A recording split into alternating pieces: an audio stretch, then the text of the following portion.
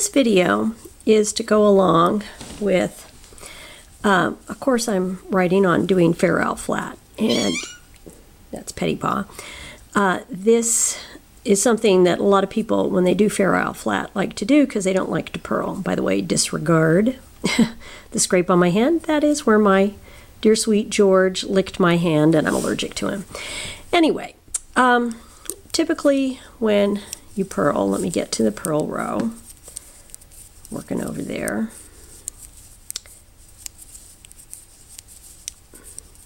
You turn your work, and if you're doing ferrule flat and you're using a chart, you would then have to read the chart from left to right. Typically, ferrule and stranded work is done in the round.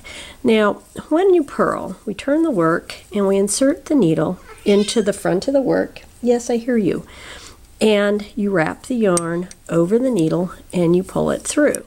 And there's no reason why you cannot do this from the right side of the work. And to do that, you simply, on the wrong side, you would be inserting the needle on the top. When you're knitting backwards, you insert it through the back, you wrap the yarn over it. And if I were to turn my work, this is just going to look like I'm purling, right? And I pull the yarn over, drop it. And a lot of people wind up doing this when they have tension problems, because the typical way of purling, sometimes you have trouble maintaining the same tension you do on knit rows, and it's easier, particularly for right-handed knitters, who hold the yarn in the right hand, because you're using the same tension.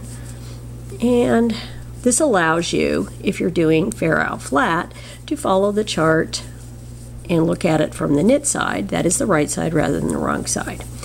And again, the first time you do it, it's going to feel strange, but the more you do it, the easier it gets. Now myself, I don't do this, I just go ahead and purl because I don't mind purling, and I don't have a problem reading. Most stranded charts are geometric and repeat anyway, so no problem there.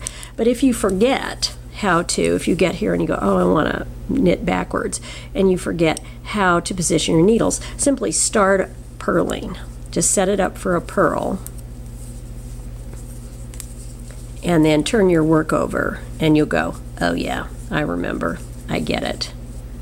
And you get started. Now again, the first stitch I always have a bit of difficulty with, and I use my thumb to kind of get that stitch, and then once you've got that one going, whoops, sorry, it's pretty easy to maintain. And again, it's not hard to do, it just requires practice. And with anything, if you do a few rows. Now I wouldn't start doing this on a project.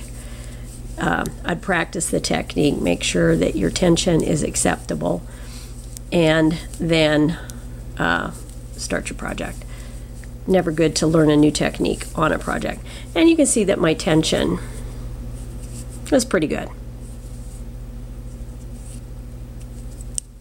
And that's it.